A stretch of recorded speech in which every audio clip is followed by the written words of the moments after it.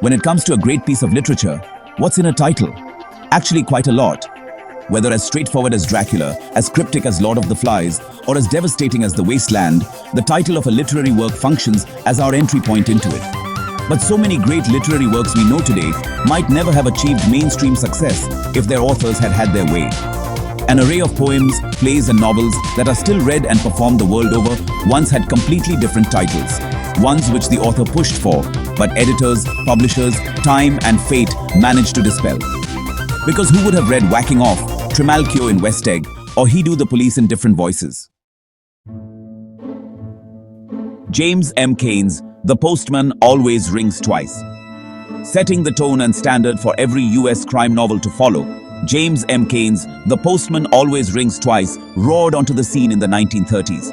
In the book, a drifter rolls into town and takes up a job at a diner where he falls for the boss's wife and begins planning the murder that will allow them to be together. Every twist of fate is mapped to perfection in Cain's novel, but the element he couldn't seem to get right was the title. Cain had titled the work Barbecue, and his publisher, Alfred Knopf, hated it. When chatting with playwright Vincent Lawrence, Lawrence mentioned that, when stuck at home, he noticed the postman always rang twice. Cain found a fresh idea. Knopf was not impressed by this ungainly string of words and pressed for his own title, Pick for Love or Money, instead. However, Cain stuck to his guns and Knopf backed down, considering it fair that they had rejected one of each other's titles.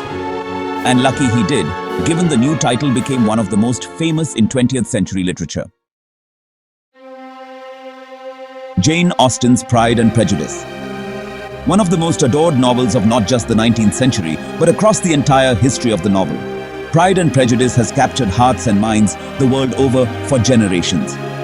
Today, it continues to be adapted, imitated, parodied, and doted on by an unwavering fan base.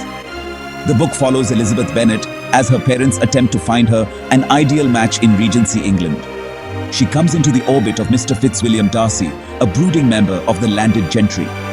Despite Elizabeth's initial distaste for him, she can't help but fall in love. Although Jane Austen first drafted the novel as a series of letters in 1796, it wasn't published until 1813, and not for a lack of trying. Austen and her father petitioned various publishers under the title First Impressions to no avail. It wasn't until Sense and Sensibility was released and a name change that publishers took notice. And nobody can deny that Pride and Prejudice is far more fitting, given Elizabeth and Mr. Darcy are forced to overcome both pride and prejudice to provide the book's romantic narrative and happily ever after. T.S. Eliot's The Wasteland. One of the most important poems of the 20th century, T.S. Eliot's The Wasteland captures life in London following the devastation of the First World War through an array of perspectives. The poem is divided into 5 sections and uses these to pair portraits of real lives with the fallout and miseries of the war, all wrapped up in grand themes of tragedy, disillusionment, and despair. No title more fitting then than The Wasteland. And we can only consider in horror that he nearly named the poem He Do the Police in different voices. Eliot's working title was hideous, but with a cogent intertextual referent. It suggests Charles Dickens's novel Our Mutual Friend, in which the character Betty Higden says, "You mightn't think it, but Sloppy, her adopted child, is a beautiful reader of a newspaper. He do the police in different voices." Granted, this ties into Eliot's idea of presenting a multitude of voices and narrators within the wasteland. But as a title, it is an absolute stinker. Jon Robin Baitz's Other Desert Cities.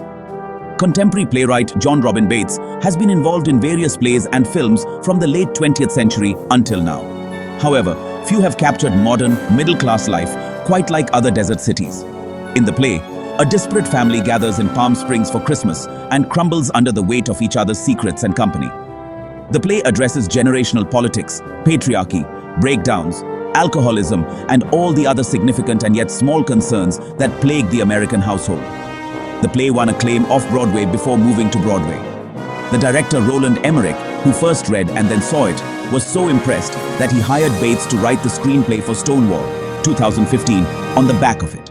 But Baitz had originally called his masterwork Love and Mercy, a limp and unevocative title if there ever was one. It was late in the day after writing was completed that Baitz decided on Other Desert Cities. a phrase which had been in the script all along, referencing the sign on Interstate 10 directing drivers to destinations beyond Palm Springs, but which only caught his ear at the end. By the way, if there's any topic in this video that catches your eye, just comment down below and let me know if you want me to make a separate video on it. I'd love to hear your thoughts. Bram Stoker's Dracula.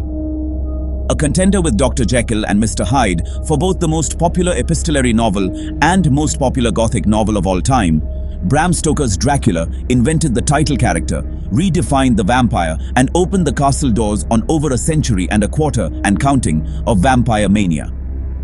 Set between the Carpathian Mountains in Transylvania and the English seaside town of Whitby, Dracula brings an Eastern European evil to Britain, as Count Dracula seeks a home with a whole new crop of unwitting victims to feast on. The book captured the minds and preyed on the fears of Victorian society, which spread far beyond the UK in the years following, influencing countless adaptations and iterations of its main character.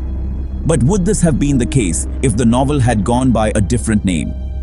An over 500-page original manuscript of the text was discovered in a Pennsylvanian barn in 1980, with Stoker's original title handwritten on its title page, The Undead.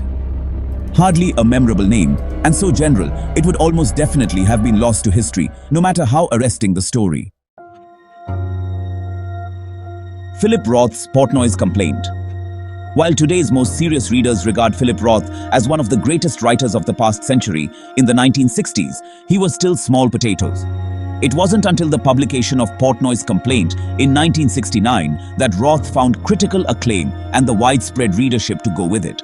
An unconventionally candid and explicit piece of fiction, the novel is presented as the tongue-in-cheek monologue of a lusty young Jewish bachelor addressing his psychoanalyst. Its title is there on the first page, in the clinical definition of a fictional disorder, in which strongly felt ethical and altruistic impulses perpetually are warring with extreme sexual longings. Fitting, but a far cry from what Roth originally had in mind. While not autobiographical per se, the writer mined his experiences as a young Jewish man in New Jersey, and even called it the Jew Boy in earlier drafts.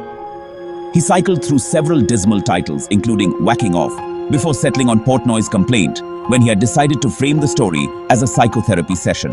A classic of modernist literature, Madox Ford's The Good Soldier tells the story of Edward Ashburnham, the Good Soldier, via unreliable narrator John Dowell through a series of non-linear flashbacks. The novel depicts the cracks in the men's marriages, the lies, the affairs, and the untimely deaths of several characters. Ford's novel has stood the test of time, but his original title might have been the undoing of the whole project. He wanted to call it The Saddest Story, but because it coincided with World War I, his editor thought it best to go with something more topical and upbeat. Ford was unhappy by this requested change and suggested The Good Soldier as something of a joke, but it stuck. Nevertheless, the first line of the published novel is, "This is the saddest story I have ever heard." It's unclear whether Ford included it as a substitute for his title being nixed, or if this was the impetus for that first title. Still, in some sense, the writer got his way in the end. A coming-of-age novel quite unlike any other, William Golding's Lord of the Flies puts a group of adolescent boys on a desert island and takes notes as they descend into tribal warfare, trying desperately to maintain the division between society and chaos. The title is a literal translation of the name of biblical demon Beelzebub and represents the pig's head on a stick that one of the boys shares hallucinatory dialogues with. The considerably less imaginative Strangers from Within was Golding's original title for the piece. Letters with his novel's editors reveal that they found this original title lacking, and a back and forth on title options began. The editorial team floated a fair number of ideas that could have been considerably worse than Strangers from Within, including Island Refuge, Island Trouble, My Island, and Coral Island Renewed. Luckily, editor Charles Monteith intervened and provided the now immortal title drawn from the pages of the book itself. When Tennessee Williams penned A Streetcar Named Desire, he was already a widely performed and celebrated playwright. But this work catapulted him to a level of stardom few writers ever achieve. The play follows withered and penniless Southern belle Blanche Dubois into working-class New Orleans, where she must endure her brutish brother-in-law in a desperate attempt to start a new life. When it was adapted by Elia Kazan into a film starring Marlon Brando, Streetcar found itself on the lips of global audiences the theater could never reach, and it became a household name. Not bad, considering how thematically rich the title is, literally representing the streetcar that brings Blanche into town, but symbolizing her tragic, desire-driven fate. However, a remarkable lack of craft is revealed in Williams's diaries and letters when titling his most famous works. The playwright went through a colorful array of names, including the moth, the primary colors, and Blanche's chair in the moon, before thankfully landing on the enduring image that would define the play. F. Scott Fitzgerald's The Great Gatsby is the defining novel of the 1920s jazz age in America. It finds its story in the glamorous life of Long Island millionaire Jay Gatsby, who attempts to reconnect with a past love while inadvertently pinwheeling into disaster. The title is simple, to the point, and captures the essence of the main character and pride before his fall. However, Fitzgerald went through a multitude of titles to arrive there. Among them were Under the Red, White and Blue, Gold-Hatted Gatsby, and the author's favorite, Trimalchio in West Egg. West Egg, of course, references the part of Long Island Gatsby lives on. However, Trimalchio is a little more complex, alluding to the character from Gaius Petronius's The Satyricon, a boorish former slave, wealthy and extravagant, but lacking in manners and substance. Fitzgerald adored the idea of having Trimalchio in his title, but his publisher did not, reckoning that the average reader wouldn't understand it. And it's hard to deny that they were right. Trimalchio in West Egg is absurd at best, and not a book most readers would reach for on title alone. Wow, you guys have made it till the end of the video. And remember, according to YouTube, the best way to help the channel in the algorithm is to watch another one of my videos right after this one. So go ahead and check it out. Thanks for sticking around. See you soon. Until then, peace.